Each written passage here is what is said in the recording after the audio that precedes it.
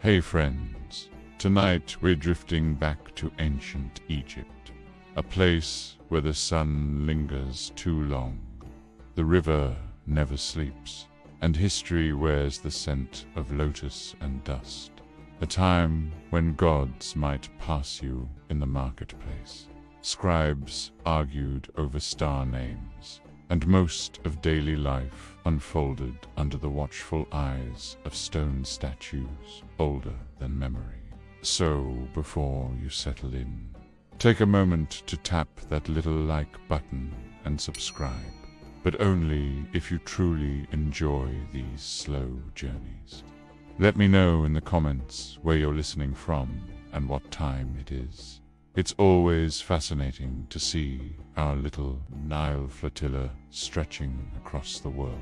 Down dim the light, so maybe put on a fan for that steady river breeze hum. And let's drift into tonight's chapter together. The desert morning began not with noise, but with a kind of silence that feels almost deliberate, as if the air itself was holding its breath. Only the faint hiss of sand shifting from one dune to another broke the stillness. The first light of dawn stretched slowly over the horizon, painting the limestone walls in a pale gold glow. Far off, the palace stood as if it had grown out of the earth, its edges softened by the shimmering air. A sight so grand that even those who had seen it every day still felt a pinch of disbelief. Within its walls, life was already moving. The pharaoh had risen before the sun, for it was believed the sun itself waited for his permission before climbing the sky. Servants slipped silently through corridors, their bare feet barely whispering against the cool stone floors, careful not to intrude on the weight of his thoughts. To the people beyond the palace gates, the pharaoh was not a man in the ordinary sense. He was the living Horus, the bridge between heaven and earth, chosen by the gods to bear their power in human form. His very presence was thought to steady the rhythm of the seasons and to guide the waters of the Nile. To look upon him was to see an unshakable figure draped in linen and gold, someone who could, with the smallest gesture, command the growth of crops or call for the building of monuments that would outlast time itself. Yet, in his private chambers, away from the eyes of the court and the whispers of the city, there were softer truths.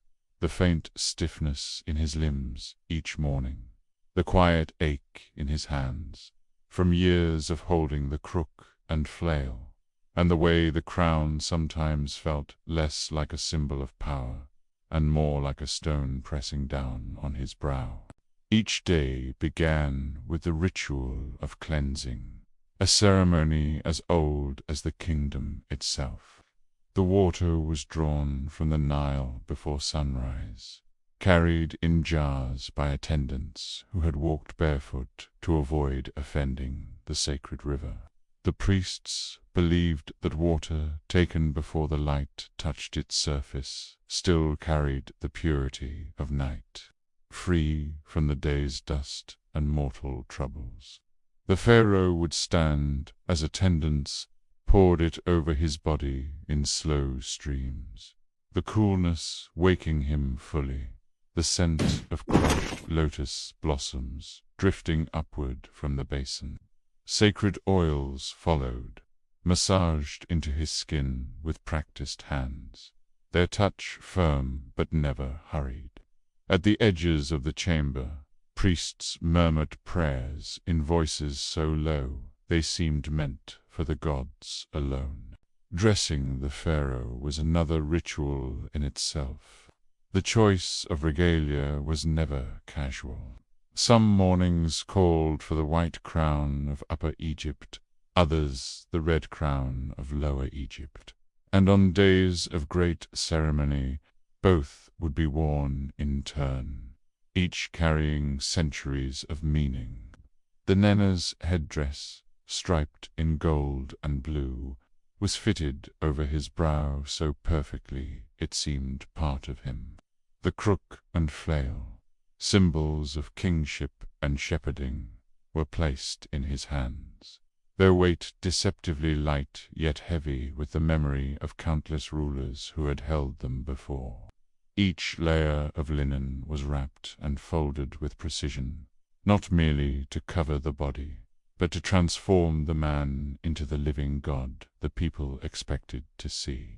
Once dressed, the pharaoh would meet first with the high priests. They arrived in measured procession, bringing offerings of bread, beer, incense, and sometimes flowers, symbols of gratitude and devotion from the temples scattered along the Nile. Alongside these came their reports, which statues had been freshly anointed, which omens had been read in the patterns of the stars, and what dreams the temple seers claimed were sent by the gods. The pharaoh listened without interruption, his expression fixed in the serene mask that revealed nothing of his private thoughts. Even the smallest detail, the arrangement of lotus petals on an altar, the direction of smoke from a burning lamp, was treated as if it might carry the weight of divine instruction. When the court assembled, the great hall filled with a subtle hum of life, the rustle of linen garments, the soft scrape of sandals on polished stone, the faint scent of heated resin from the torches. Advisors, generals, merchants, and scribes took their places in a careful order, each aware of the unspoken rules that governed how close one could stand to the throne. Petitioners approached in turn, bowing low, never turning their backs as they retreated. Some came with disputes over farmland boundaries, others with requests for grain to feed a village, and some with matters of trade from lands far beyond the desert. The pharaoh listened to each in the same still posture, answering in a voice that was steady, deliberate, and free from the urgency of ordinary men. Balancing the roles of God and man was a task that no training could truly prepare one for. If he ruled with too much severity, the people might revere the god but resent the man. If he ruled with too much softness, they might doubt his divine strength. Every word spoken from the throne was both a command and a prayer, meant to satisfy mortal needs and maintain cosmic order. In quiet moments, though rare, he sometimes wondered whether a decision had been made by the will of the gods or by the thoughts of the man wearing their crown. But such reflections were fleeting, for once the day began, the god was expected to walk in every step he took. And so, as the sunlight spilled over the palace walls and the city beyond stirred into life, the pharaoh moved through his day with the precision of a man bound to both heaven and earth. The people saw him as the eternal figure whose presence kept their world in balance.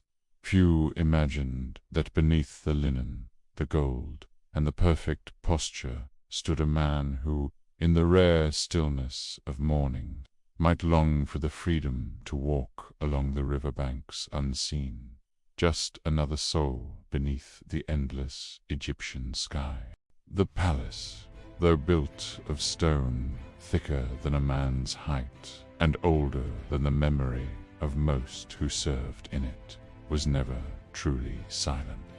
Even in the deepest hours of the night, when the city outside lay under the black velvet of the desert sky, there was always some quiet movement, some faint sound to remind you that the place was alive.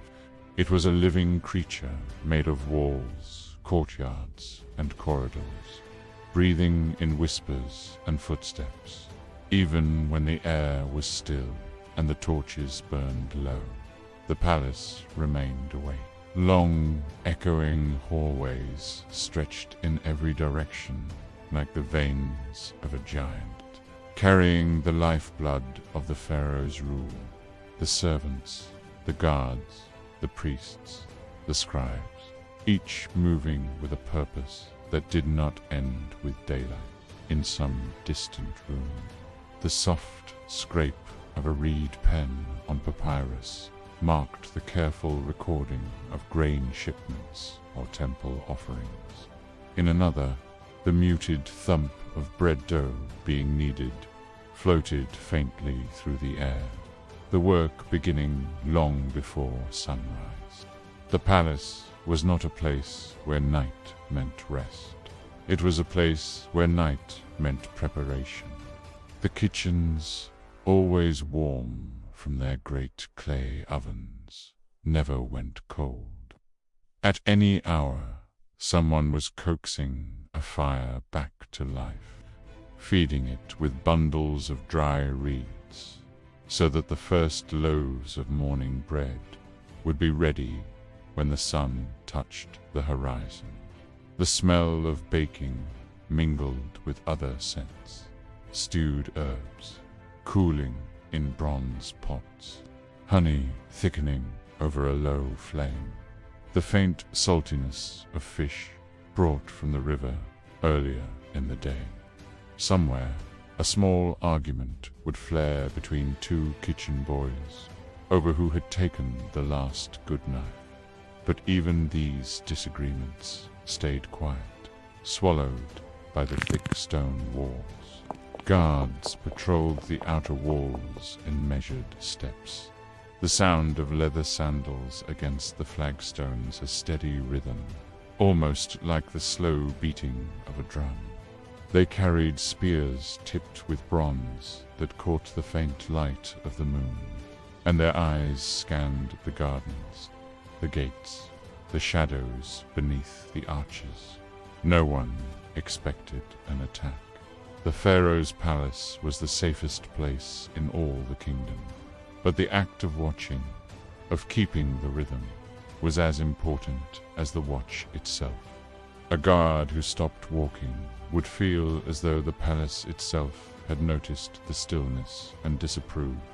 Inside the pharaoh's private chambers, the air was cool, kept moving by the slow, sweeping motion of large palm leaf fans, worked by attendants who barely shifted their weight as they stood. The light here was dim, provided by a few oil lamps, whose flames wavered gently in the slight current of air.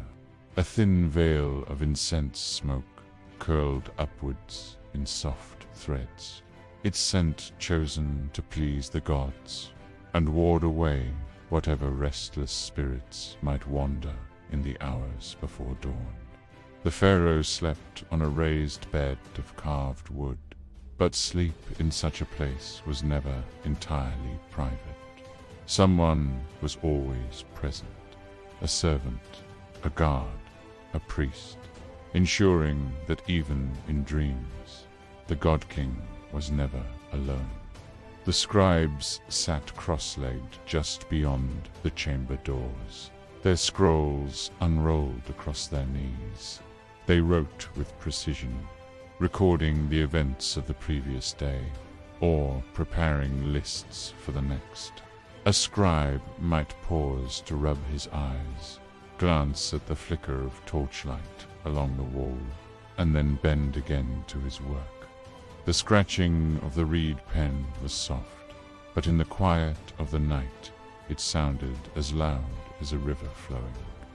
Every document, no matter how small, was part of the palace's memory, and the palace, like its master, could not afford to forget.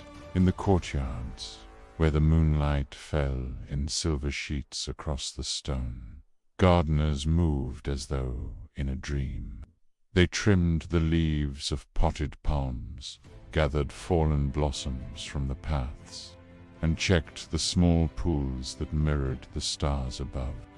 In those reflections, the constellations seemed closer, almost within reach. Some of the gardeners whispered that the gods sometimes sent messages in the way the stars danced on the surface of the water, but such thoughts were kept between themselves.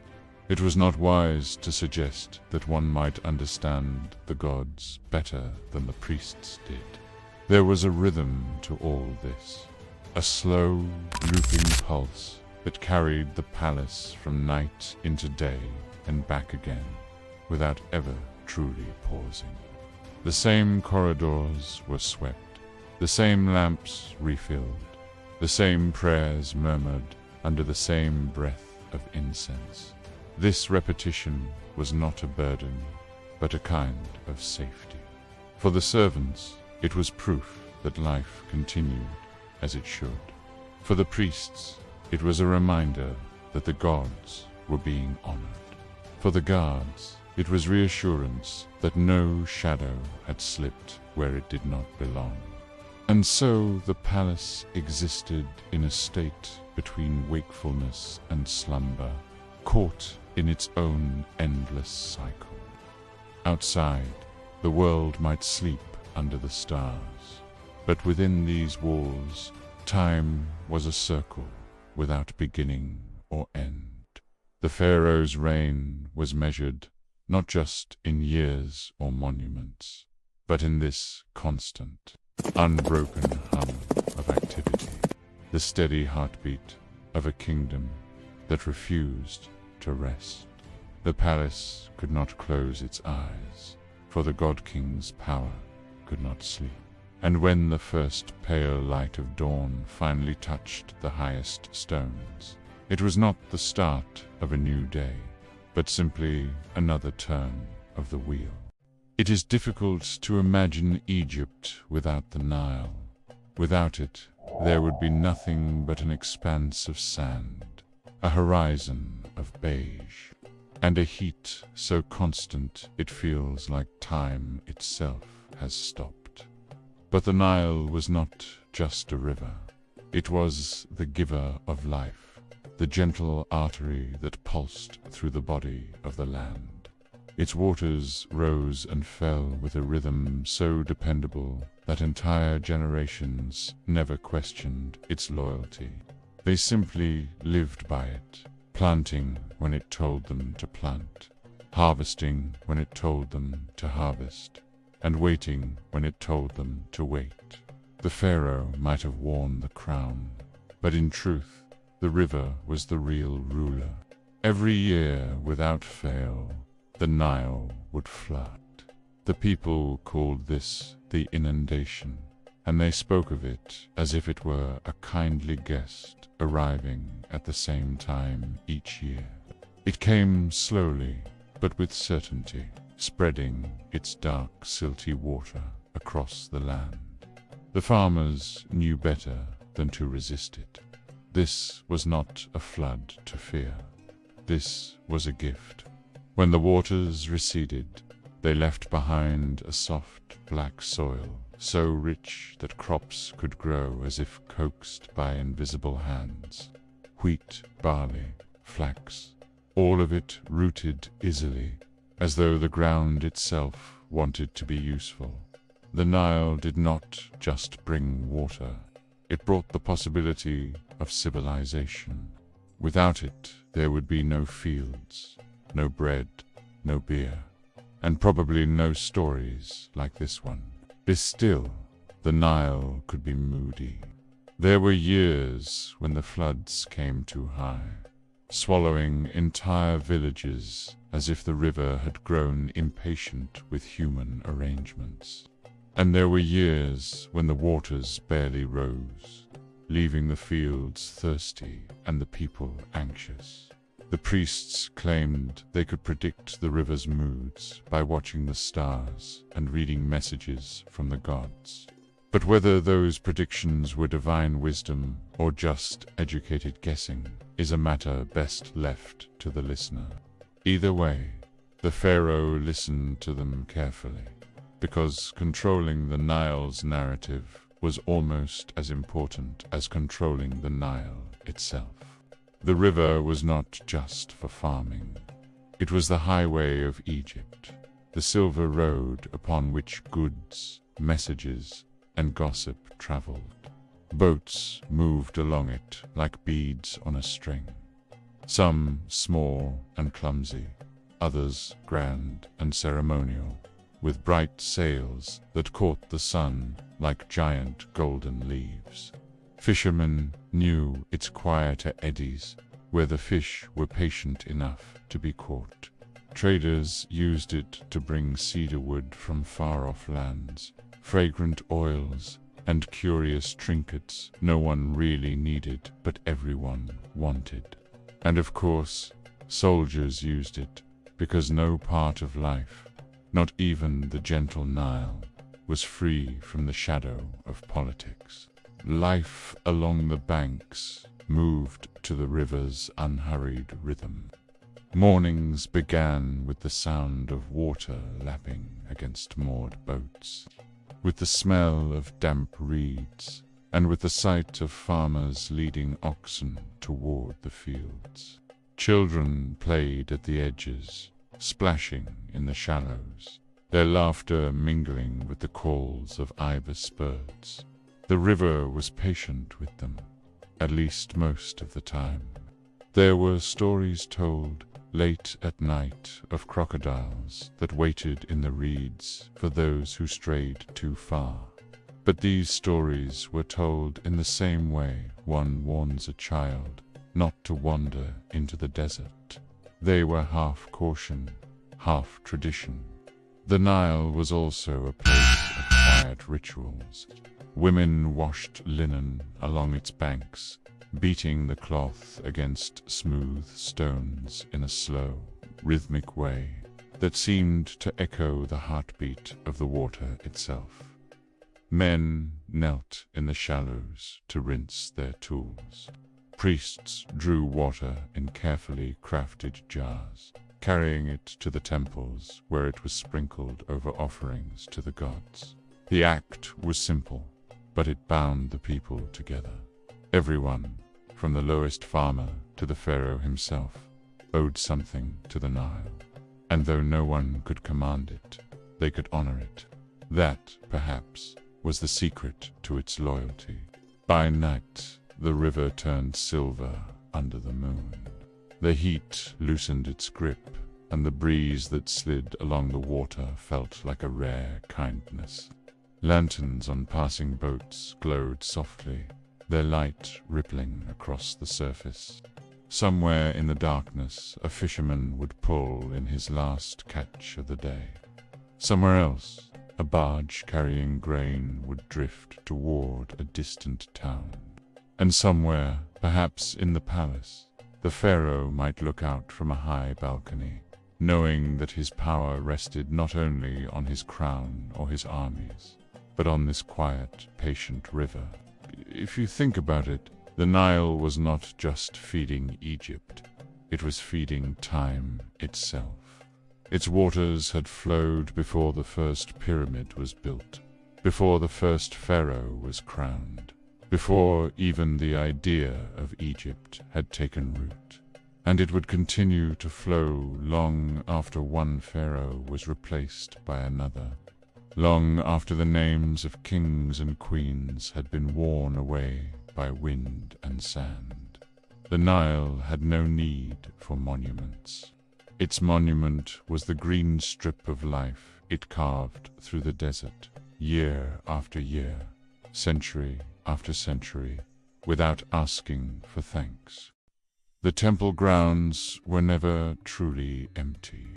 Even when the great gates were closed, servants swept the courtyards, watered the sacred gardens, and carried baskets of offerings from storage to sanctuary.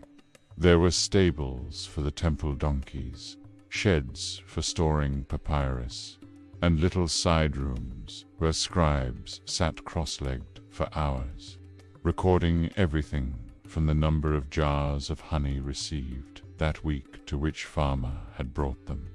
Nothing was too small to be written down, because the gods, it seemed, had a liking for ledgers.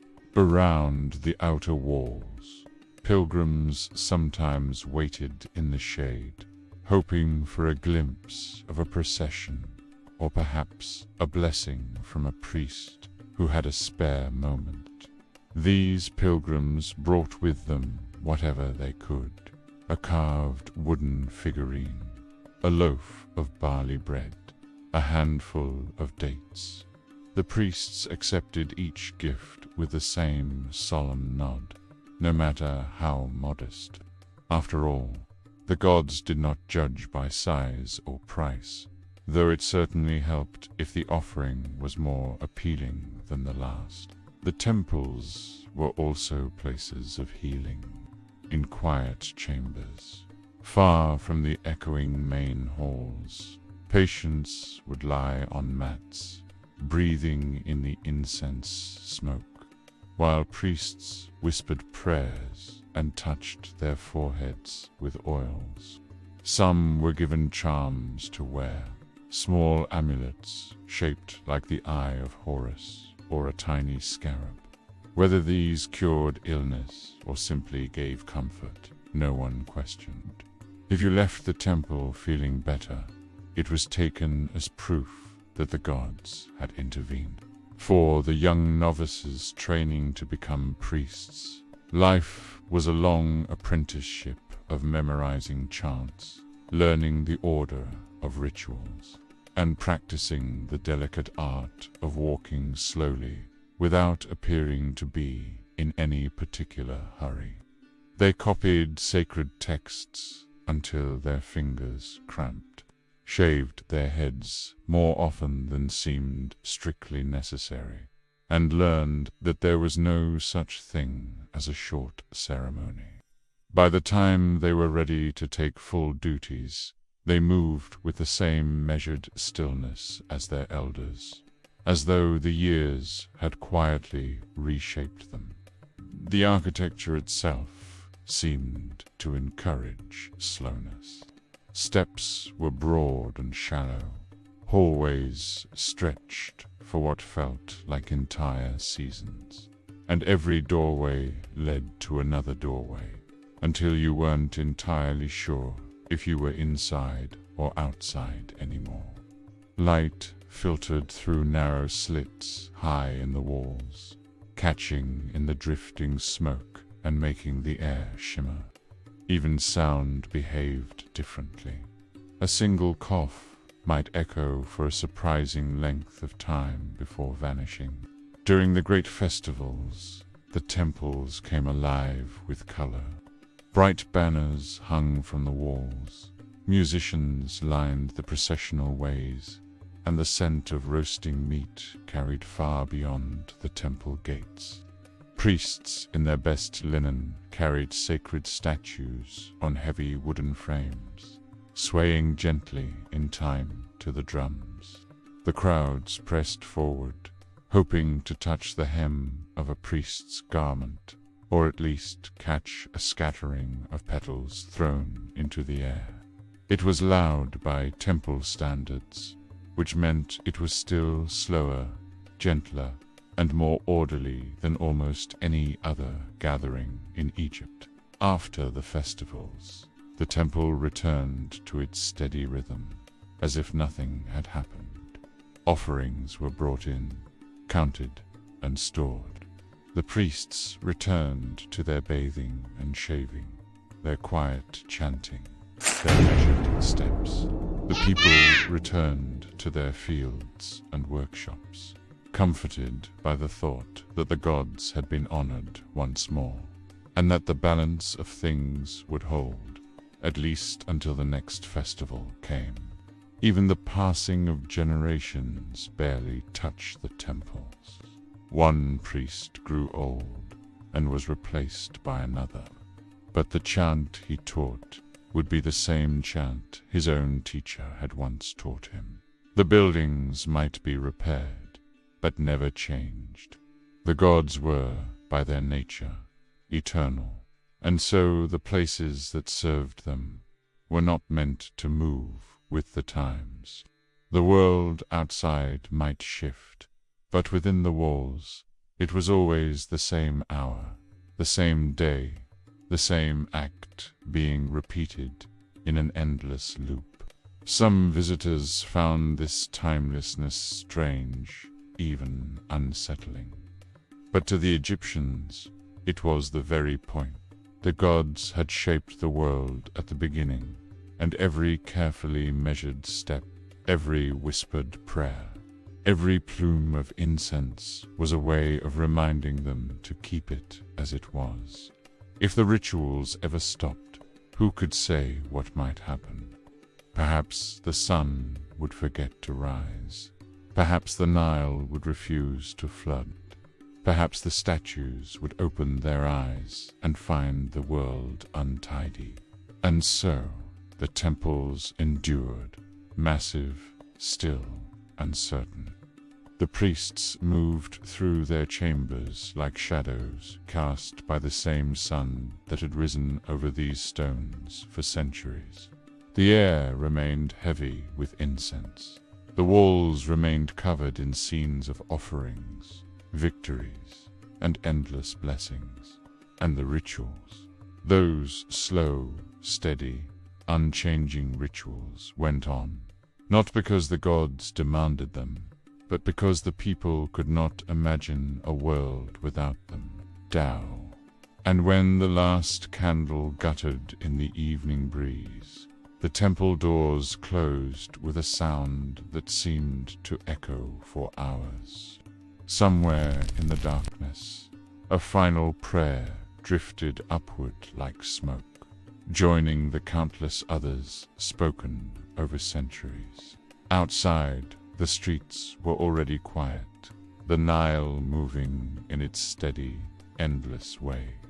And in the stillness of the night, it was easy to believe that the gods were listening, or perhaps sleeping, but always there. When the sun rose over Egypt, it did not creep quietly. It arrived with a slow, steady brilliance that spread across the horizon, turning the edges of the Nile into ribbons of gold. The people of Egypt lived by this light.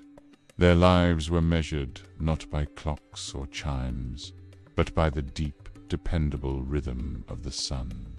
Every day began in much the same way it had for centuries, with the farmers moving toward the fields, the fishermen pushing their small boats into the water, and the traders arranging their wares in the market. The Nile's banks filled with the smell of fresh reeds and wet earth, and the faint sound of sandals pressing into dust. The Egyptians understood the sun not just as a star in the sky, but as a god that watched over every moment of their lives. Life under the sun meant life under a kind of order that was as old as the kingdom itself. The farmers worked in patterns so repetitive they could be mistaken for ritual. Hands bent to pull weeds, straighten stalks, or scoop water from the irrigation channels. In the villages, women kneaded dough in the cool shadow of their homes, their movements slow and deliberate, while children chased each other along walls of mud brick. The potters worked with clay still damp from the river, spinning it into jars and bowls that might serve a family for decades.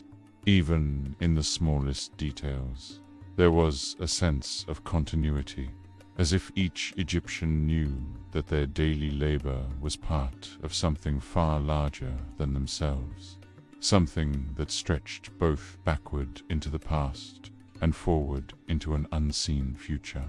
Market days were perhaps the only time life broke from its slow rhythm. Traders from far-off places arrived with baskets of figs, jars of honey, woven cloth dyed with colors that glowed like desert flowers. The air filled with smells both sweet and sharp, the tempts of dried fish, the deep aroma of roasted grain. Bargaining was slow and polite. There was rarely any shouting. Prices might be discussed over the course of an entire morning, with offers and counter-offers delivered between bites of bread or sips of date wine. The market was not simply for buying and selling. It was a place for news, for gossip, and for that subtle weaving of community ties that held Egypt together as surely as the Nile's banks held its water. The craftsmen, though fewer in number than the farmers, held a special place in society. Stone carvers worked in shaded courtyards, coaxing human and divine forms out of blocks of limestone. The sound of chisel on stone was as steady and constant as a heartbeat. Goldsmiths bent over their workbenches, threading tiny beads onto cords or shaping delicate amulets meant to protect their owners from misfortune. These objects were not just beautiful. They carried a weight of meaning that tied them to both. When most people imagine war, they think of clashing armies, weapons raised, dust clouds rising from the ground as men rush toward one another. But in Egypt, war was often a quieter thing. It could be fought without the scream of battle or the smell of smoke, waged instead in the slow currents of politics, in the carefully measured exchanges between kingdoms, and in the steady drip of gold from one treasury into another. Sometimes the greatest victories came not from strength of arms, but from the patience to wait, to talk, and to offer gifts until an enemy became a friend or at least an uneasy neighbor. In this kind of war, the battlefield might be a palace courtyard, the weapons a scroll of papyrus, and the soldiers a group of scribes with ink-stained hands. Egypt had its share of warriors, of course. The chariots gleamed in the sun, the horses snorting and stamping, their harnesses decorated with small bells that rang as they moved. Soldiers trained with spears and bows, learning to move in tight formations and to keep their shields locked together. But for much of Egypt's long history, these forces stood ready rather than charging forward. They were a reminder to others that Egypt could fight if it wished, but that it preferred another way. To fight was to risk the land, the people, and the order that kept the Nile flowing in harmony with the kingdom. So, more often than not, Egyptian rulers chose to wage their wars with patience, with trade, and with carefully chosen marriages that bound rival lands together in bonds stronger than steel. The pharaoh's court was a place where these subtle wars were fought. Envoys from distant kingdoms arrived in long processions, bringing with them gifts meant to impress. Ivory carved into shapes of animals never seen along the Nile. Jars of oil from far-off groves, stones that glowed like pieces of the sun. In return, Egypt sent gold, linen as fine as a spider's web, and grain enough to feed whole cities. Every gift carried a message, every message carried a weight, and every meeting was a chance to shift the balance of power without spilling a drop of blood. Behind the grand receptions, the real work was done in quiet rooms, with soft voices and careful work. There were moments where the silent wars flared into something more visible. A border dispute might send soldiers to patrol the edges of the kingdom, their eyes scanning the horizon for the faint shapes of enemy banners. A caravan might be seized, its goods claimed as a warning to others. But even these were measured acts, designed to send a message rather than to destroy. Egypt's rulers understood that to crush an enemy outright was to create a vacuum end in the ancient world. A vacuum rarely stayed empty for long.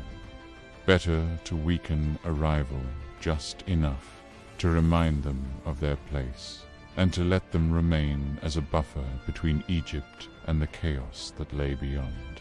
Diplomacy was as much a performance as any festival. The pharaoh might appear in all the splendor of the throne room, wearing a crown that caught the sunlight like a halo, speaking words that seemed generous but carried 1,000 hidden meanings. The visiting envoys would respond in kind, their bows deep and their compliments rich, even as their minds turned over the unspoken agreements being made. Sometimes these visits ended with treaties written on papyrus, rolled and sealed, to be stored in the archives for generations. Other times they ended with a marriage, an Egyptian princess sent to a foreign land, or a foreign princess welcomed into Egypt, her arrival celebrated with feasts and processions. And so Egypt's wars often ended, not with a victor standing over a defeated enemy, but with two rulers smiling at each other across a table, each convinced they had gained more than they had lost. In this way, the kingdom endured. Its people continued to work the fields. The temples continued their rituals, and the Nile continued to rise and fall. War, in the Egyptian sense, was not always about conquest. It was about survival. It was about ensuring that the balance of the world, the same balance that kept the river flowing and the sun rising, was never tipped too far. At night, when the desert cooled and the stars spread across the sky, the soldiers in their camps and the scribes in their chambers both rested under the same thought, that Egypt, for another day, had remained whole. And in the quiet of that knowledge, the war without battlefields went on slow, patient, and as constant as the river itself. In the heat of the midday sun, when the air shimmered above the sands, the work of building a pharaoh's tomb carried on without pause. It was not the kind of project one could complete quickly. These were monuments meant to last for eternity, at least as long as eternity could be measured. The workers who hauled the stone blocks, who carved the walls, and who painted the endless symbols inside, knew that they would never live to see the tomb's final seal placed. The scale of it all was so vast that it belonged as much to the future as to the present. Each block was a promise that the pharaoh's name would echo through centuries yet to come. The tomb was more than a resting place. It was a machine for eternity, a carefully designed structure meant to preserve the pharaoh's body and soul in the world beyond. The walls would be covered in scenes of daily life, not just to record what had been, but to ensure those same comforts in the afterlife. Boats sailed across painted rivers. Servants carried baskets of bread and jars of wine, and fields of grain stretched across the stone. It was as if the tomb itself would carry Egypt into the other world, just as the Nile carried its waters from one season to the next. Every stroke of the chisel, every layer of paint was a spell, part of a network of magic and memory, intended to keep the pharaoh alive forever. The men who worked in the Valley of the Kings knew their craft intimately.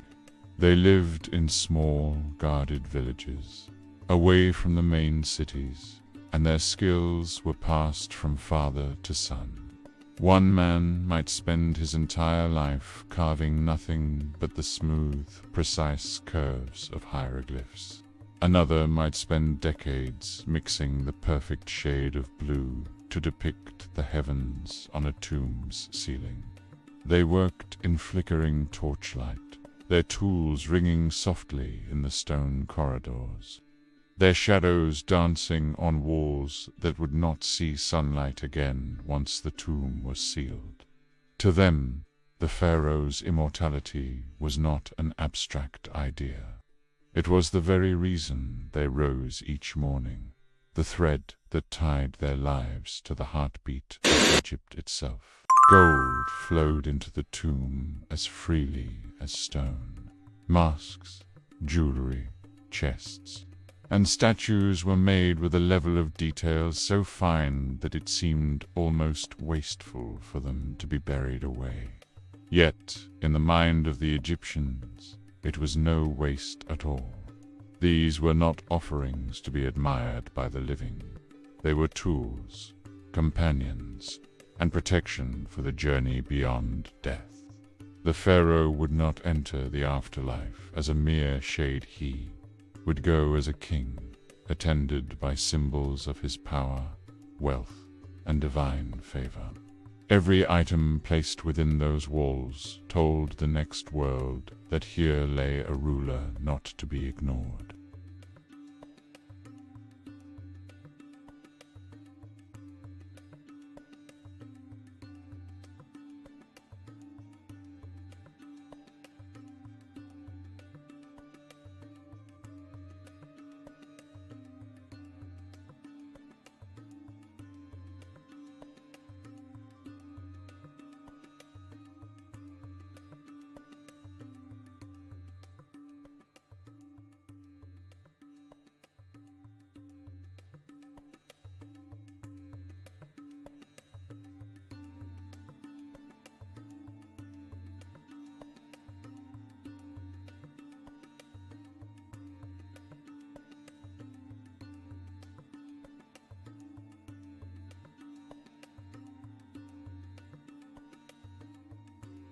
When at last the pharaoh died, the tomb became the center of a ritual that bound the living and the dead together.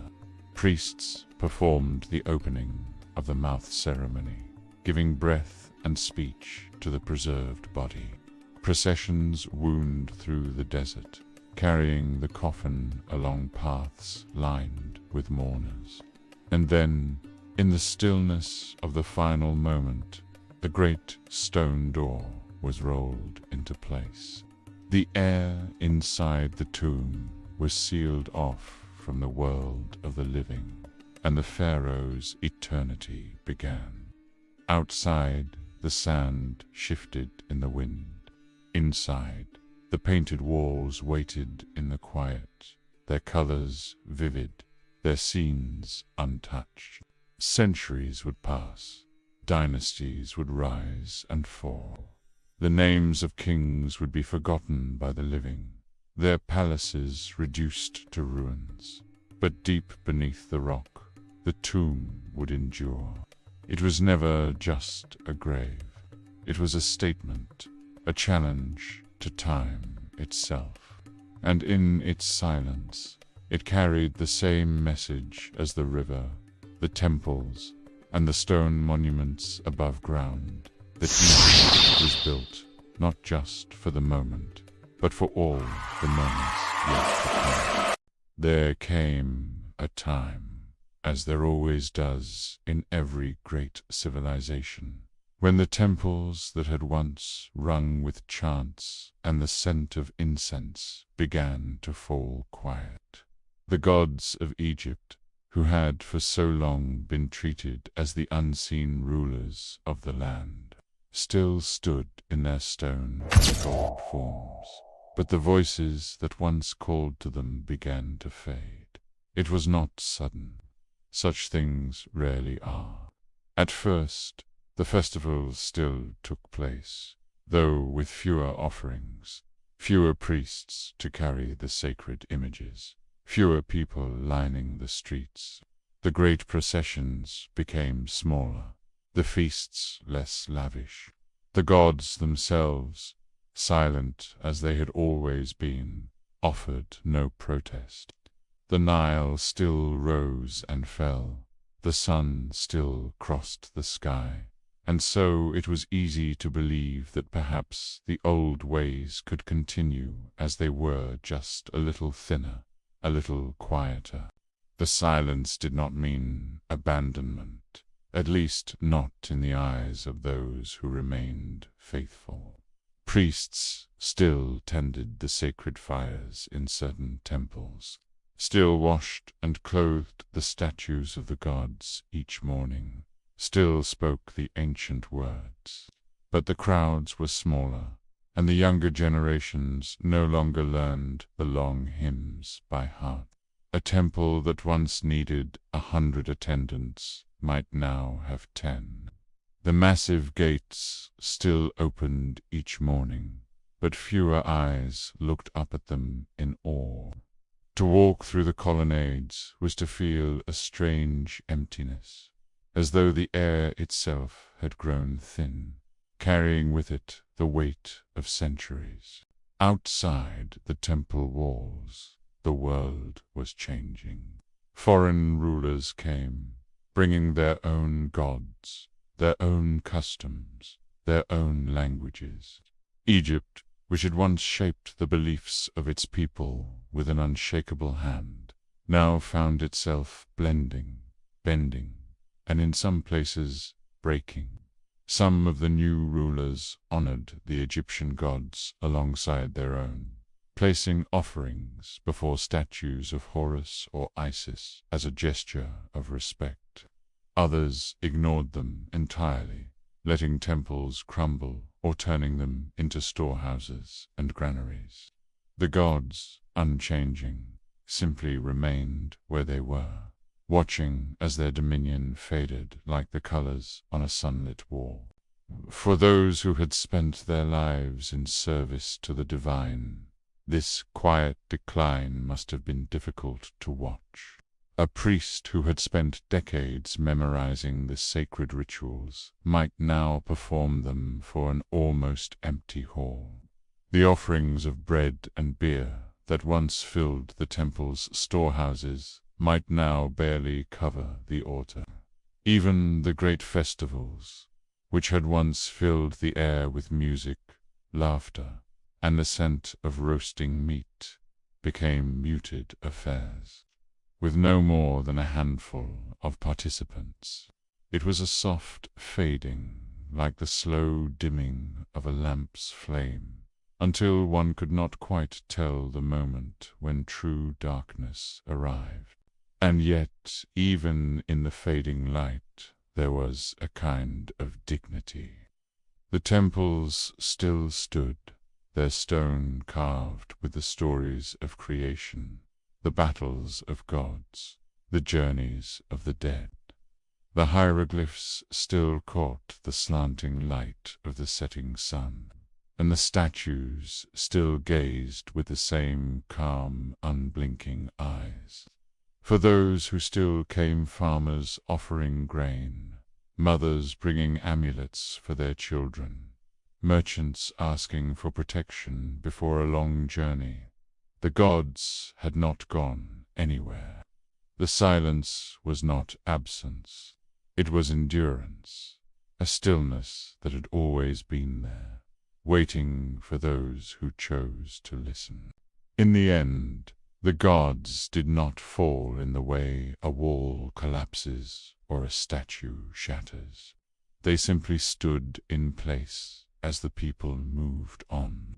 And perhaps, in their own way, they are still there even now, hidden in the ruins and the sand, in the old stories that continue to be told, in the names that still echo faintly in the human memory. For in Egypt, time has always been a patient river, carrying forward not only the living but the traces of all that came before. And in the silence of the gods, there is still a kind of voice, one that speaks not in words, but in the fact that after thousands of years, we still remember they were once believed to rule the world. Along the banks of the Nile, where the water touched the edge of the fertile land and the reeds swayed gently in the wind, there were always merchants. They were not warriors, nor priests, nor scribes. They did not wear gold collars or carry ceremonial staffs, but in their own quiet way, they kept Egypt alive. Their boats were low and wide, their sails of woven linen catching the slow wind as they moved between towns and villages.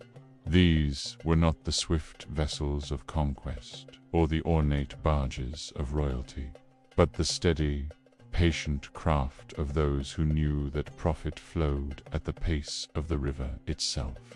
They carried more than goods. They carried the unseen threads that bound the country together. Each morning, when the mist still lingered above the water, a merchant might be seen loading his boat with jars of beer, baskets of onions, rolls of fine linen, and little packets of spices wrapped carefully in palm leaves. The work was slow and methodical, not rushed or frantic. Every item had its place, every rope tied with care. In Egypt, trade was not about speed, it was about certainty. The same goods had moved along the river for generations, and the merchants knew the patterns as well as they knew the current. They could tell by the quality of the flood that year whether grain would be cheap or dear, whether the markets would be crowded or quiet. By midday, the river was dotted with sails, each one carrying some small piece of the kingdom's wealth. The merchants called to one another in passing, exchanging news before the wind took them apart again. They knew the harbor masters by name, and the harbor masters knew them. A man might be recognized not by his face, but by the faint smell of the goods he carried. A spice seller's boat was fragrant even from a distance, while a grain dealer left a trail of chaff drifting on the water. And when they reached a town, the ritual was always the same. Tie up the boat, greet the dock workers, carry the goods into the shade of the market stalls, and slowly, over the course of the afternoon, watch the goods turn into small piles of copper, silver, or barter goods for the return journey. It was not only things that they traded, but information. News traveled with the merchants faster than with any messenger on foot. A family in the north might hear of a poor harvest in the south long before the scribes recorded it. Rumors about new temple taxes or a visiting foreign delegation might drift from town to town on the lips of boatmen, half true and half imagined. The merchants themselves rarely claimed to be storytellers, but they were. Their goods were measured in weight and volume, but their words traveled without measure. In this way, the Nile was not only a highway for grain and cloth, but for the shared memory of the people. In the quiet of evening, when the day's trade was done and the boats were tied up for the night, the merchants would sit by the water's edge, eating bread and salted fish, watching the last of the sunlight fade over the river. There was no need for hurry. The Nile would still be there tomorrow, and the next day, and the day after that. Their work had no ending and no beginning, and no beginning only, the endless turning of seasons, the rising and falling of the flood, the steady drift from one port to another. And perhaps that is why the merchants were so steady themselves. They were like the river, carrying the life of Egypt without ever demanding to be noticed, content to let their work speak for itself. You wake to the faint light of an Egyptian morning, the sun not yet fully awake itself, spilling over the Nile like a lazy golden ribbon. You are in the palace, though perhaps palace is a generous word. More a collection of grand rooms that are grand mostly because no one has told them otherwise. The pharaoh is already stirring somewhere, preparing for the most important event of the day, breakfast. The ancient Egyptians took many things seriously, but food for the ruler was almost a ceremonial act. You shuffle closer, as if you've been invited, though you probably haven't, and find yourself in a cool, shaded room, smelling faintly of bread and something less identifiable. The first thing to arrive is bread. Always bread. Flat, dense, and about as yielding as a paving stone. This is Immer wheat bread, the staple of Egypt, baked in clay molds, and always with a texture that makes you think of grit between your teeth, because there usually is. Grinding stones shed tiny particles of quartz into the dough, so every bite is like chewing history, literally. Scholars agree that this contributed to the famously worn-down teeth of mummies, though they debate just how quickly that dental misery set in. You, however, are simply trying not to look like you're grimacing, as the bread is sliced with the same reverence some people reserve for religious relics. Then comes the honey. Sweet, golden, and far more valuable than it might seem to modern eyes. The pharaoh's attendants drizzle it over the bread with the same caution you might use when pouring liquid gold. Honey was not just food but medicine, preservative, and gift for the gods. You watch as it glistens under the dim light, slowly soaking into the porous bread. The smell is pleasant, sweet, warm, comforting, though you can't help wondering if the bread beneath will still taste like sandpaper. The pharaoh, for his part, doesn't hesitate. He takes a bite as though this is the most natural start to the day imaginable. There is beer, too. Not the foamy, chilled pint you might imagine, but a thick, room-temperature brew that is closer to liquid bread than anything else. Egyptians drank beer morning, noon, and night, and for breakfast it was both drink and sustenance. You sip it cautiously, noting the grainy texture, the faint tanks, and the distinct feeling that this is both food and drink, but perhaps excelling at neither. The pharaoh swallows his with the satisfaction of someone who has never seen a coffee bean and doesn't care to. Historians point out that beer was safer than water in many cases, but they still debate whether the ruling class had theirs brewed differently, perhaps smoother, or perhaps simply with more honey to disguise the roughness. Dates and figs arrive next, served on low trays. They are soft, sweet, and a welcome relief after the bread and beer. You chew slowly, noting the sticky sweetness and the way it clings to your teeth in a much gentler fashion than the bread did. In the quiet of the room, you hear the gentle rustle of linen garments and the soft pad of attendants' feet on the floor.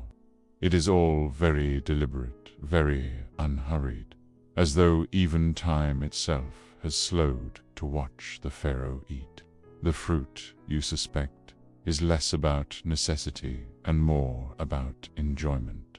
a luxury the ruler can indulge in every day without consequence.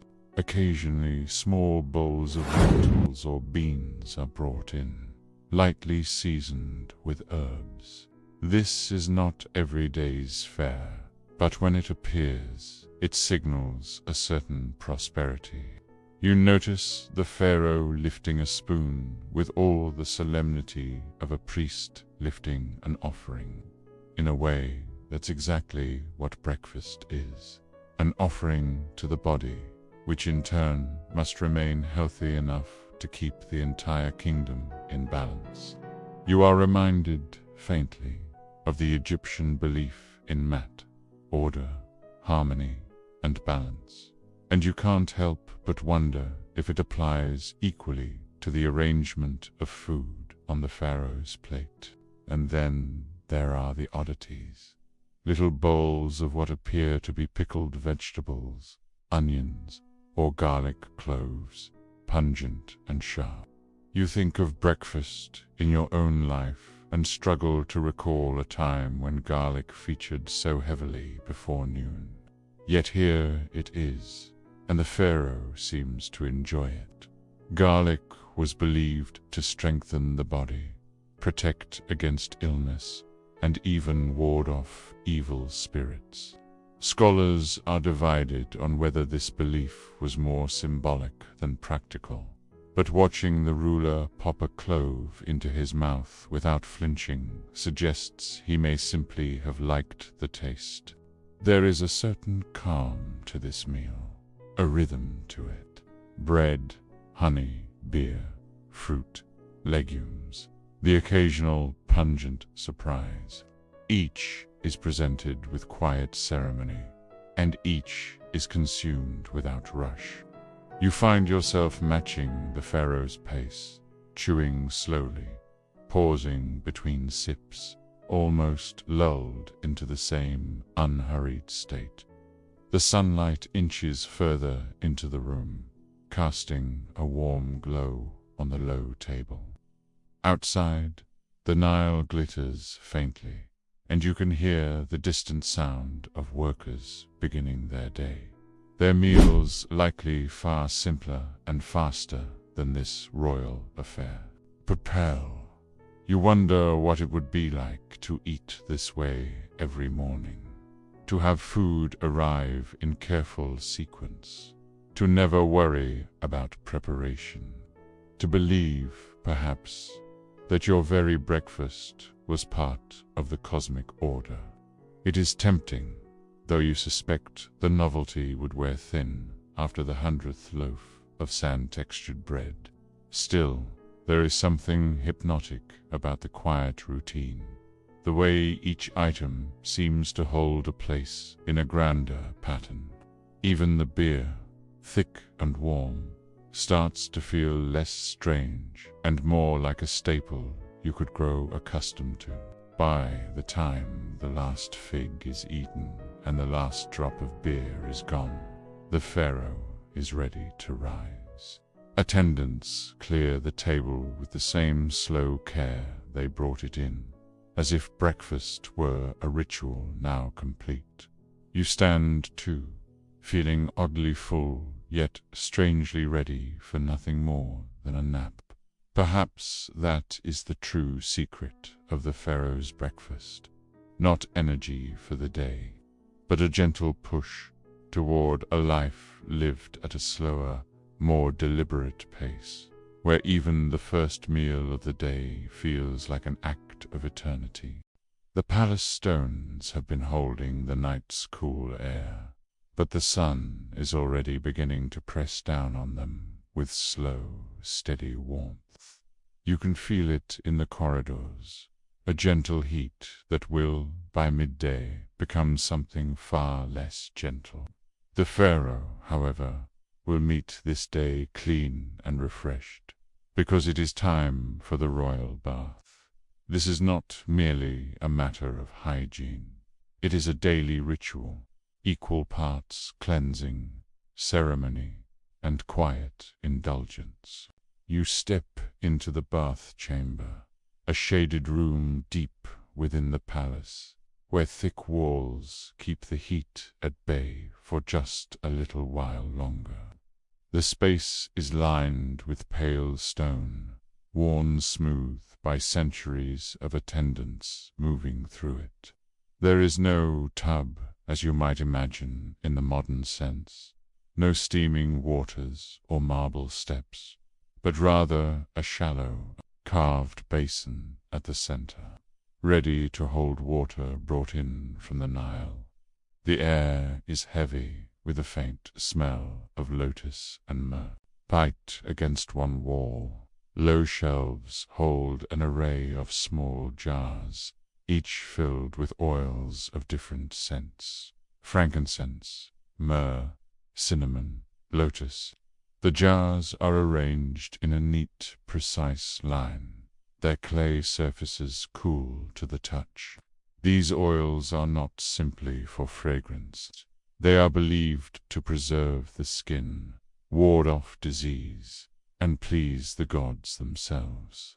A particularly costly one, made from blue lotus, is favored for special days, though historians still debate whether it was the pharaoh's personal choice or merely tradition. Before anything touches the pharaoh's skin, the water itself must be purified. Two priests stand near the basin, murmuring quiet chants as they dip small sprigs of papyrus into the water.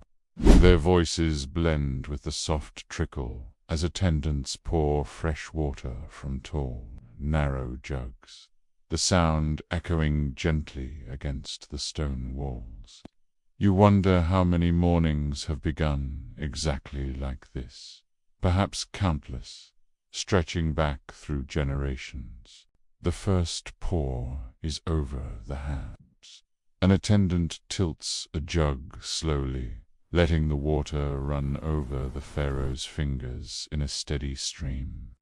This is symbolic as much as it is practical, the washing away of yesterday's labors, even if those labors involved more sitting on a throne than anything else. The pharaoh's face remains calm, as though he is an unshakable part of the ritual, perhaps as much for the comfort of everyone else as for himself. Then comes the honey lotus paste, a thick mixture of crushed lotus petals, honey, and a bit of natron, a naturally occurring salt used both for cleaning and preserving. It is rubbed gently over the skin by skilled hands, creating a smooth, slightly sticky layer. You notice the smell is sweet, floral, and faintly earthy. Honey is not only a cleanser here, but a kind of skin protector. The sticky sheen catches the dim light, making the pharaoh appear as if lightly gilded. In place of a washcloth, there is the golden strigil, a curved tool used to scrape away the paste along with any sweat or dust clinging to the skin. The scraping sound is soft, rhythmic, and oddly satisfying. The tool gleams, catching the light as it moves, and each pass leaves the skin looking fresh and dry.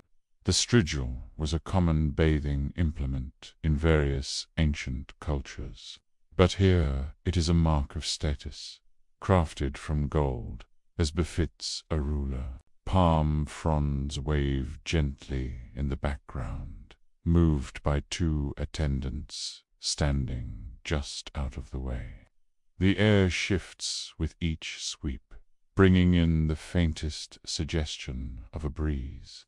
This fanning is not merely to cool the pharaoh.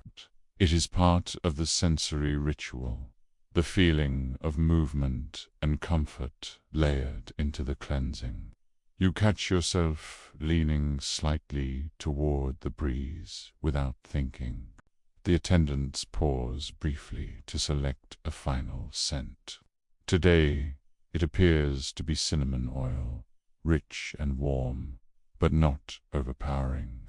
There is still debate among scholars over which oils were used most often. Some believe lotus was the daily choice. Others insist frankincense dominated. The truth is probably somewhere in between, with the selection varying by season, mood, or even the offerings recently brought to the palace. A set of folded linen towels sits neatly on an alabaster bench. The linen is soft, finely woven, and smooth against the skin. It absorbs what little moisture remains from the rinsing, leaving the pharaoh's skin clean, dry, and lightly scented. Linen in ancient Egypt was a sign of refinement, and these towels are the kind that would never be seen outside the palace. Once dry, the pharaoh's jewelry is returned. Gold anklets polished to a warm glow, set carefully in place by steady hands. The gleam of the metal catches the low light, and the anklets rest against the freshly cleansed skin with quiet elegance. Every piece is both adornment and symbol, speaking silently of status and divine favor. The cleansing ends as it began, with water. A final jug is poured gently over the pharaoh's shoulders, washing away any last traces of soap or oil.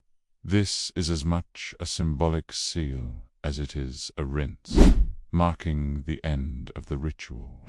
The water trickles down into the basin, carrying with it the remains of the morning's labor, leaving only the sense of renewal behind. Then come the sandals. They are placed at the pharaoh's feet with deliberate care, straps adjusted, leather smoothed, soles checked for comfort.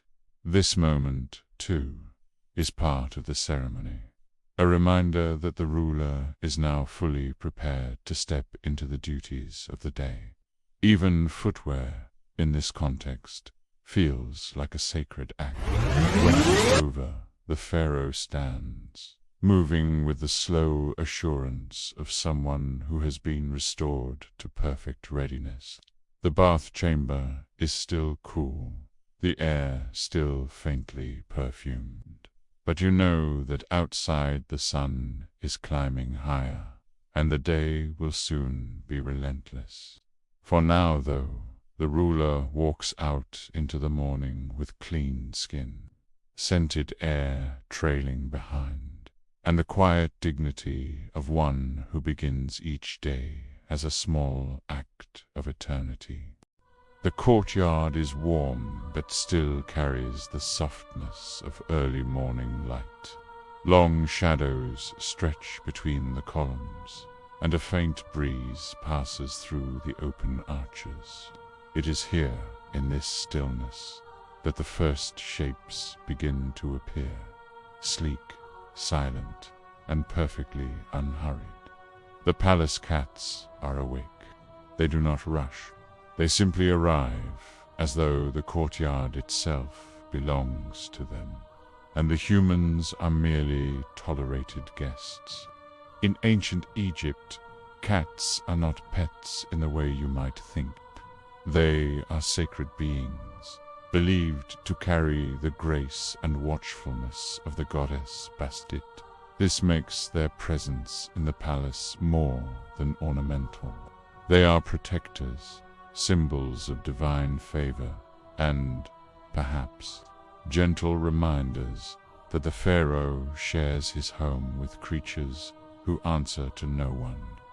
You watch as one cat pauses in a sunbeam, eyes half closed, basking in quiet dignity. The attendants arrive for the morning feeding. They carry low trays filled with small fish and, surprisingly, pieces of bread. Cats here are accustomed to eating as royals do, with a variety that would puzzle their modern descendants. The fish is fresh from the Nile, cleaned and arranged neatly. while the bread is torn into soft pieces, an acquired taste for the palace felines. The sound of tiny claws on stone echoes as the cats gather without a single hiss or growl, as if they know their importance.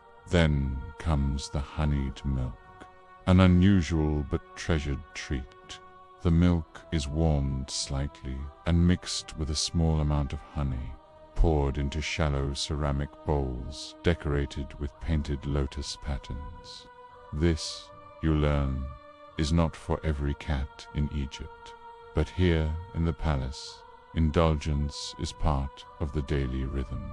You can almost hear the gentle lapping as they drink, their tails curling in contentment. Some of the cats wear collars, small works of art in themselves, made from gold threads and beads of turquoise or lapis lazuli. They are delicate yet sturdy, resting against soft fur. These collars are not just decoration. They are a visible sign that the cats are under the pharaoh's protection. To harm such a cat would be unthinkable, both socially and spiritually. You catch sight of one older cat with a particularly fine collar, moving with the assurance of someone who has been admired for years. Their place in myth is never far from mind. Bastet, the cat-headed goddess, is the guardian of home and family, the bringer of protection and harmony. In this setting, the cats seem to echo her presence, winding through the legs of attendants, sitting beside the throne during morning court, even curling up near the pharaoh himself. They seem to know that their very existence here reinforces the idea of divine guardianship. Practicality plays a role as well. Cats are the silent patrol of the grain stores, ensuring that no rat or mouse dares to nibble at the pharaoh's supplies. They move unseen through storerooms, and their mere scent is enough to keep most pests at bay. This makes them both symbolic and functional, an arrangement the Egyptians found deeply satisfying. Scholars still debate the exact moment when Egyptians first domesticated cats. Some argue it happened slowly, as wild cats began hanging around human settlements for the food supply. Others suggest there was a more deliberate effort, a decision to bring them closer and nurture them for both companionship and pest control. Here in the palace, it hardly matters. They are as integrated into court life as the guards or scribes. In one corner, a small chaos unfolds. Kittens, tiny and fearless, pounce on the dangling tassels of a linen curtain. An attendant tries half-heartedly to shoo them away, but there is no real urgency. Their antics are tolerated, even enjoyed, for there is a belief that a lively kitten is a sign of good fortune. You watch as one rolls onto its back, batting at the air with paws too small to do any real damage. When a palace cat dies, it is not a small event. The body is treated with the same respect as a noble's, carefully mummified and placed in a decorated coffin. Sometimes they are buried in special cemeteries devoted only to cats. The mourning is genuine, and in some households, eyebrows are shaved as a public sign of grief. Here, death is only another part of the cat's divine journey. The palace walls themselves tell the story. Painted scenes show cats seated proudly, sometimes beneath the chair of the pharaoh, sometimes on their own small cushions. In these images, they are not pets. They are dignified companions, worthy of artistic record. The style is so precise that you almost expect the painted tails to flick foreign rulers. Intrigued by Egypt's devotion to these animals, sometimes request cats as diplomatic gifts. Such gifts are not given lightly, for they are considered both a blessing and a bond. Sending a cat is a gesture of trust and friendship, and those who receive them are expected to treat them with the same reverence shown here. As the day warms, the cats drift away from the courtyard. Some find shaded corners of the hall, curling into perfect circles on cool stones. Others stretch out on low cushions, tails twitching in dreams. The palace returns to its usual sounds, distant voices, the faint rustle of linen, the low hum of servants at work. But somewhere, always, there is the soft padding of paws, a reminder that the pharaoh shares his home with the quiet grace of Bastet's children. The morning begins in the shaded corner of a long, open hall. Here, where the light is soft and steady, the scribe's desk waits. A neat stack of papyrus sheets rests on one side, reed pens laid carefully beside them. Everything is quiet, except for the faint tapping of a pen against wood, a small, habitual rhythm before the work begins. 2 small clay jars are unsealed with a twist and lift of the lids. The first holds deep black ink, rich and glossy. The second, a warm red used for headings, corrections, and emphasis. The contrast between the two is more than aesthetic.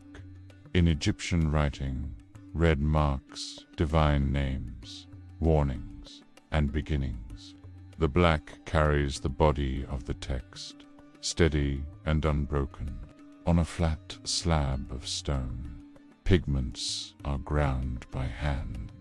Black is made from soot collected from oil lamps, its fine powder softened under the scribe's slow circular grinding.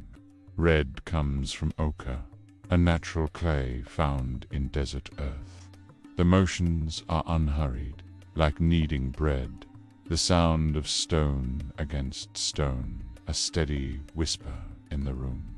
To these powders, gum Arabic is added, a sticky resin from acacia trees, dissolved just enough to bind the pigment. Without it, the ink would crumble from the papyrus, but with it, the strokes flow smoothly and cling for centuries. The faint scent of resin and dust rises from the stone, lingering in the air as the ink thickens into readiness. The first lines of the day are simple: palace records, dates, and lists of offerings received from outlying temples. The script chosen is hieratic, a flowing, simplified form of hieroglyphs that allows for speed while keeping the elegance of form. It's the scribe's quiet pride that his lines run straight, and even without the help of a guide. When the royal name is written, the hand slows. The curves of the cartouche, the oval frame around the name, must be perfect. Each symbol within it is precise, a miniature shrine of ink. It is said that to write the pharaoh's name carelessly is to invite disorder into the kingdom. And so every letter is drawn with respect and intent. From time to time, the quill tip needs sharpening. The reed is cut with a small, keen blade, the scribe holding it close to the light to judge the width of the slit. The reed's whispering scrape on papyrus depends on this fine edge. And it is one of those tasks done without thinking, as natural as breathing. There is a scholarly debate about the exact shade of royal black ink. Some argue that the deepest tone was made from charred date pits. Others claim that ground ivory ash gave the truest depth. Neither camp has fully convinced the other, though both will agree that the ink's longevity matters more than its hue. The oldest surviving scrolls prove their point. Their lines are as dark today as when they were first written. Midway through the morning, the scribe pauses for a small snack. A plate of dates and a jar of water sit at the edge of the desk. He eats without looking away from the scroll, chewing slowly while his free hand absently turns the papyrus. The work and the meal are one rhythm, neither interrupting the other. Inevitably, there is an ink spill. It begins as a single drop, then blooms outward into a dark blot. The scribe reacts quickly, blotting it with a scrap of old linen, muttering something too quiet to catch. In some cases, such a smudge would mean starting over entirely, but this one is small enough to be worked around. When the day's record is complete, seal impressions are made. Warm wax is pressed onto the rolled scrolls, then stamped with a carved emblem. These seals will be broken only by the intended recipient, ensuring the words remain unseen until they reach the right eyes. The stamps are a language of their own, as formal as the inked lines within. A fresh sheet of papyrus is unrolled. It is smoother than it looks, faintly warm from the sun during its drying. The fibers run in neat crisscross layers, giving it strength. The scribe smooths it with his palm before setting the pen to it, ready for the next entry. The first stroke is always deliberate, the start of another thread in the day's tapestry. By the time the daily log is complete, the desk is covered in orderly bundles. Each scroll is tied and stacked in a low wooden tray, waiting for the runners who will carry them to the archives. Outside, the hall is noisier now, with voices and the sound of sandals against stone. But here the quiet has held steady. At last, the desk is left in silence. The jars are sealed again, the pens laid flat, the last of the papyrus rolled tightly and set aside. Evening light fades across the scrolls, turning the black ink to a muted brown in the shifting glow. The scribe leaves, and the air smells faintly of soot, gum, and the faint sweetness of dates. At dawn, the potter's workshop is already awake. The smell of faint kill smoke drifts across the yard, curling into the cool morning air. Inside, the floor is packed hard from years of steady foot traffic, its surface mottled with pale dust from past work. In the corner, a wheel sits waiting. Near the edge of the yard, the clay pits lie open. They are shallow but wide, dug where the Nile's floods have left fine sediment. The clay is heavy and cool, and digging it is slow work. Each basket is carried back to the workshop and dropped in a soft mound beside a low trough. The soaking begins with buckets of water poured into the clay. The potter kneads it by hand, pressing out lumps and pebbles. This mixing is rhythmic and patient, the wet sound of palms on earth filling the space. The smell is rich and mineral, a reminder that this earth will soon take form. The wheel is prepared with the same care each morning. The wooden disc is smoothed with a damp cloth, ensuring there is no dust to scratch the clay. The base is checked for wobble, for a wheel that spins unevenly will betray its flaws in the final shape. The potter adjusts it until the motion is steady. A lump of clay is placed in the center. It is pressed down firmly, balanced so it will not lean as the wheel turns. This centering is the first and most important step. Without it, no pot will hold its shape. The potter's hands hover for a moment before pressing in. With wet palms, the shaping begins. The walls rise from the base, coaxed upward by gentle, even pressure.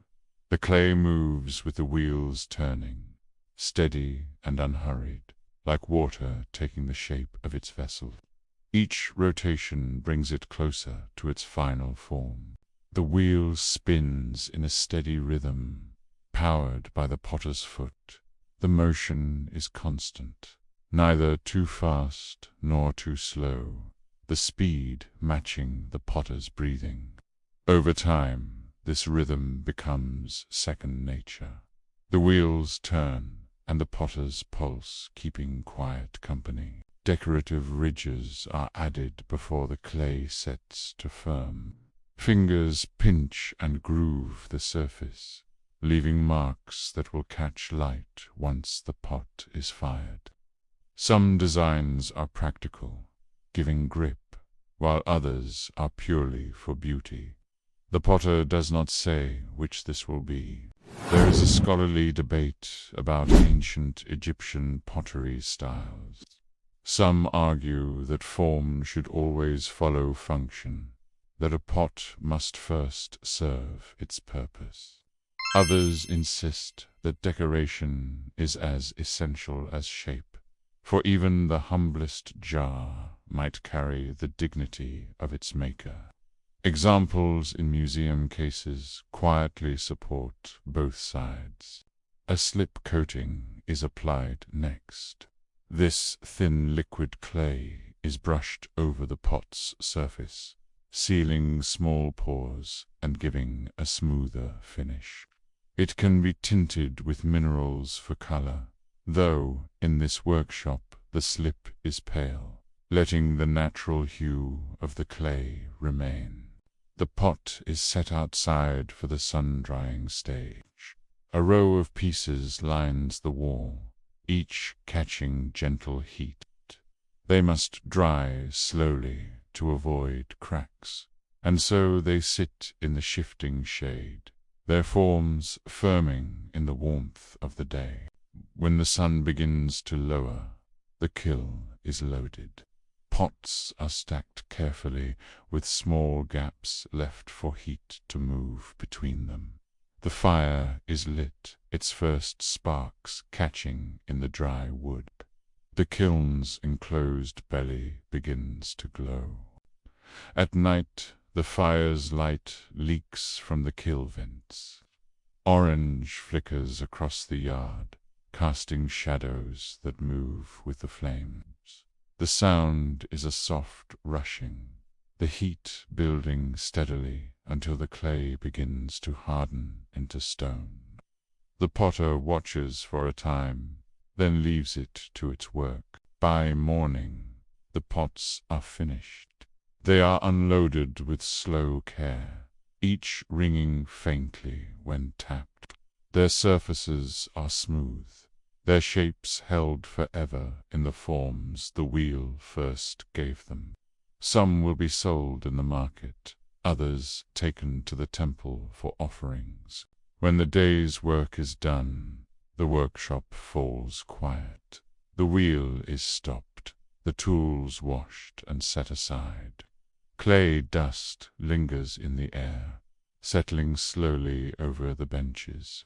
Outside, the river moves unseen, carrying the same silt that will one day be shaped again. At dawn, the first light climbs over the temple walls. The sandstone catches the sun in soft gold, and the shadows are long and cool. The air is still, carrying only the faintest hint of river breeze. You walk toward the entrance, your sandals making almost no sound. The stone path to the gate has been worn smooth by countless footsteps. Priests, gardeners, and visitors have passed here for years, each leaving the faintest trace of themselves. You notice the subtle dips where water once pooled in the rainy season, though here in Upper Egypt, rain is rare. Inside, the scent of lotus flowers greets you before you see them. Their pale blooms rest on still pools, the green pads floating like islands. The smell is sweet but not overpowering, a reminder that this place is meant for reflection as much as beauty. Palm trees rise at the edge of the garden, their fronds casting wide circles of shade. Low benches stand beneath them, placed so a resting priest can see both the pools and the temple walls. You take a seat briefly, feeling the stone still cool from the night. A gardener in linen opens the irrigation channels with a practiced hand. The water comes from the Nile, diverted through narrow trenches lined with stone. It moves slowly, filling each path before spilling into the next, feeding the soil in steady rhythm. Herbs grow in neat rows along one edge of the garden. Some will be used for offerings, others for medicine. Coriander for both flavor and healing. Mint for cooling fevers, and fenugreek for poultices. Each plant has its purpose, and none is planted without thought. Near the center stands a sacred sycamore tree. In temple stories, trees like this offer divine shelter, a place where gods might rest in human form. Its roots reach deep into the watered ground, and its canopy casts a shifting shade. Beside the pond, a priest scatters grain for sacred birds. The white ibises gather, their curved beaks dipping and lifting in unhurried motion. You notice one that seems unusually bold, standing closer than the others, perhaps accustomed to special treatment. There is a scholarly debate about gardens like this. Some argue they are purely symbolic, designed to mirror the ordered cosmos, pools as the primeval waters, plants as the first growth of creation. Others insist they are equally practical, serving as sources of medicine and food for the temple. Both views have merit, and the evidence sits quietly before you. At the center of a small courtyard, a stone basin is refilled. The water is clear, carried from the same channel that feeds the pools. Visitors rinse their hands here before approaching the altar, a gesture of both cleanliness and respect. Over the water lilies, butterflies move lazily, their wings catching the sun in soft flickers. They seem unbothered by your presence, hovering just above the blooms, before vanishing into the shade. Their movement breaks the stillness in the gentlest way.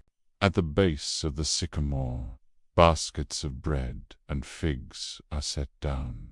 These offerings will remain here until evening, when they are either shared among the priests or given to those in need. You wonder how much of the bread is eaten by birds before then. In a shaded alcove, a scribe sits reading. Scrolls lie in neat piles beside him, their edges weighted with smooth stones to keep the breeze from turning them. His lips move silently, tracing words that may have been written centuries ago. As the sun lowers, palm leaves filter its light into thin, golden stripes across the pool. The air cools slightly, and the garden's colors grow deeper. The scent of the lotus fades, replaced by the earthier smell of damp soil. When the evening comes, the gate is closed with a slow turn of the key. The garden falls into silence, save for the faint sound of water still moving through the channels. Tomorrow, the same paths will open again to the same patient rhythm. The first light comes through a lattice window, breaking into small squares of gold across the floor.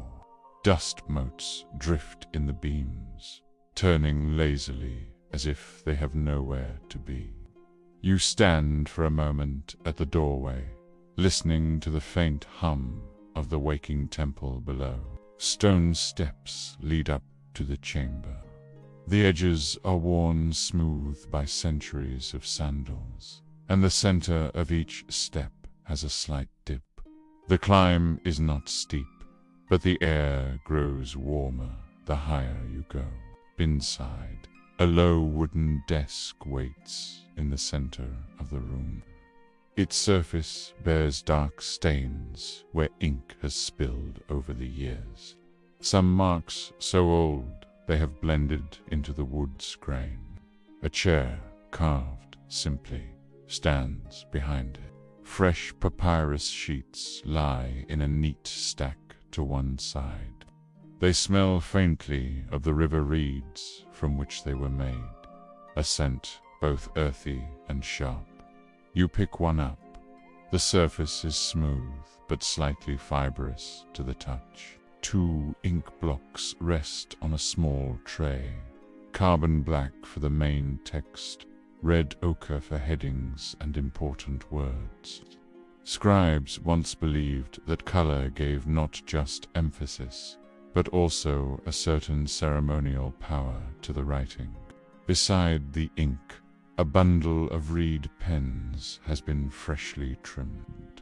The ends are cut to sharp, fine points, ready to draw the smallest hieroglyphs without smudging. You test one against your fingertip. The cut is so clean you can barely feel it. A small bronze lamp stands, ready in case the day turns cloudy. The wick is neatly wound, the oil fresh. In winter, such lamps burn almost constantly, the narrow windows letting in little warmth or light. Along the wall, tall clay jars hold scrolls. Each jar is labeled in black script, some with elaborate signs indicating royal decrees, temple accounts, or myths from older dynasties. The lids fit tightly to keep out insects and dust. Scholars still debate the best way to store papyrus, rolled horizontally to prevent bending or upright to save space. Here, the jars hold them vertically, perhaps for easier retrieval. You imagine a scribe centuries from now having the same conversation. Before beginning, you take a scrap of papyrus and test the pen. A few practice glyphs appear, steady and even. The black ink spreads just enough to fill each line, but not enough to blur the edges. The main work today is copying a royal decree. Every sign must be perfect.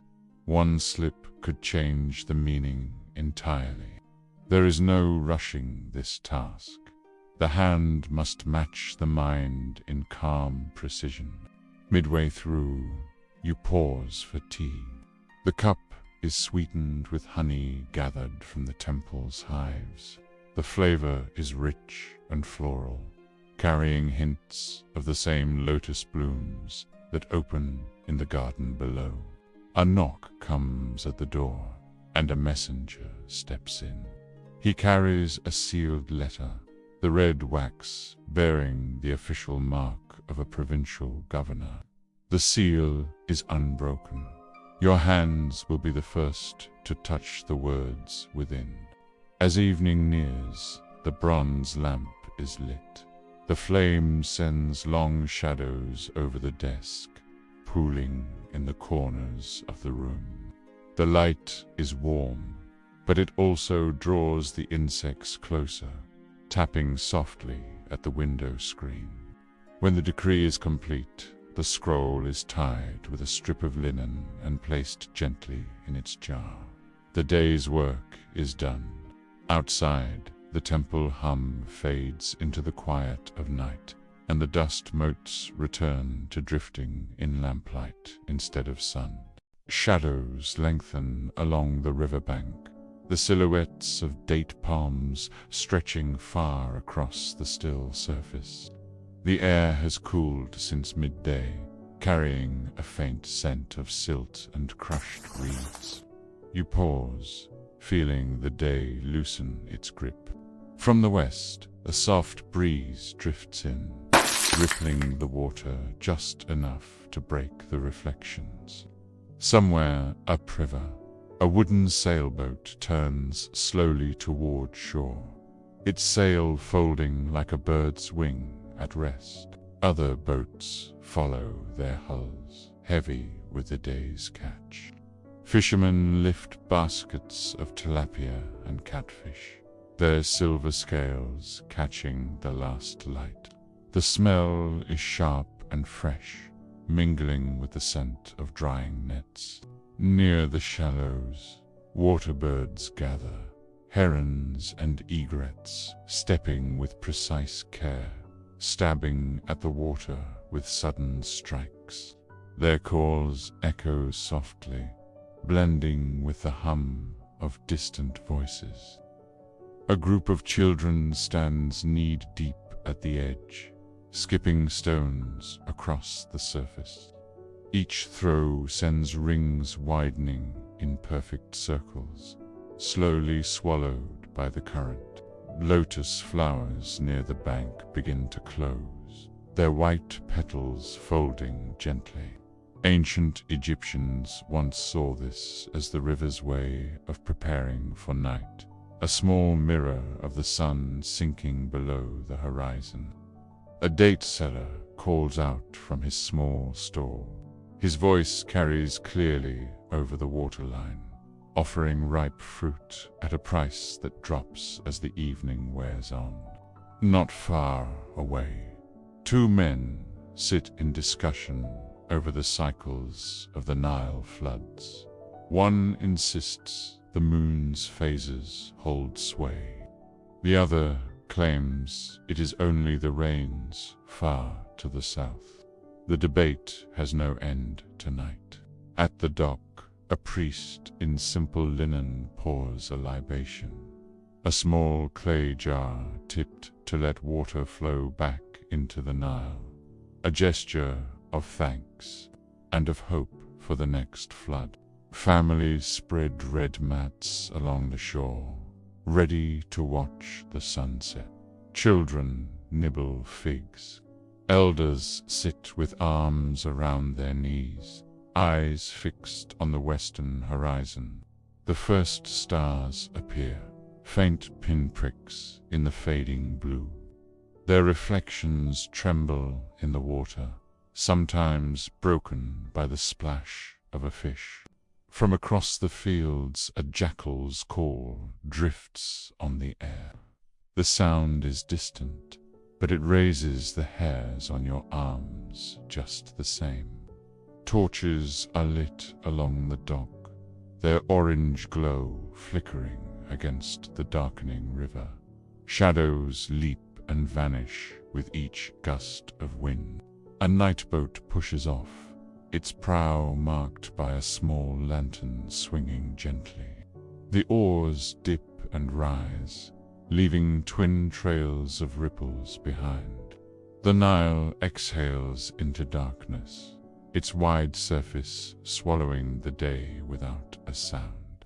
The stairway rises steeply, each step narrowing toward the top. Your hand brushes the wall for balance, feeling the cool roughness of sandstone. The air grows warmer with each step, carrying the faint scent of old incense. At the roof, the heat from the day still lingers in the stone. You can feel it through your sandals, a quiet reminder of the hours the sun ruled above. From here, the Nile is a silver ribbon winding between shadows. The moonlight traces its bends, catching small ripples where the current runs fastest. Tall columns surround you, their capitals carved into lotus and papyrus shapes. The moonlight pools in the spaces between them, turning the carvings into pale ghosts of themselves. Near the center, a priest tends a small fire in a bronze brazier. The incense burns slowly, releasing a thin curl of smoke that drifts upward before vanishing into the dark.